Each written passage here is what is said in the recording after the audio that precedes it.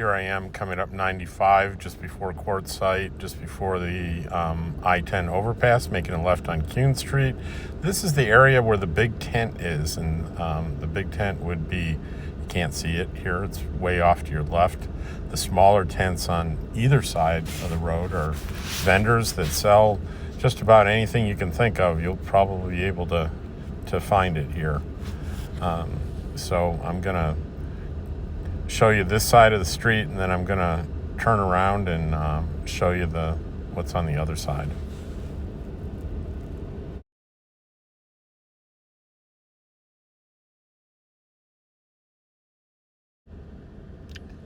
Here we are going back the other side of the street.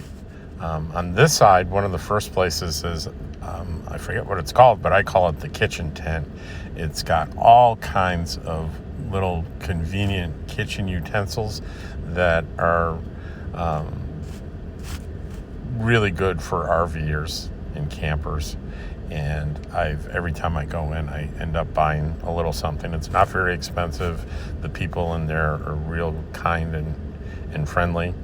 There's plenty of places to get RV supplies, things like chairs and RV mats and gadgets and all sorts of things. It's just endless, and the prices are usually very good. Up here, a new one from prior years is there's an e-bike place. They sell e-bikes, and I noticed that this year e-bikes seem to be everywhere. Everybody's either got one or they're about to buy one. So here I am. I've gotten back onto 95 and driven over the I-10 overpass. 95 here is also known as Central, and I'm coming up on an intersection which is Main Street, and I'm going to hang a left on Main up here and show you a couple of the spots that I go to regularly.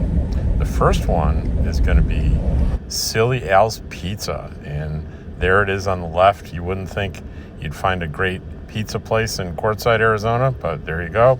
Just past a hardware store, and there's the Pilot. There's a McDonald's attached on the same property as the Pilot. That's a pretty popular place. So here we are going the other way past Central on Main Street, and up here on the left is going to be the Roadrunner Market. And just as we pass that, I'm going to swing around and show you across the street is the laundromat. And a couple of warnings on the laundromat is that like on Sundays, it closes at 2. There's a restaurant there, and that closes early as well, but it's a great laundromat.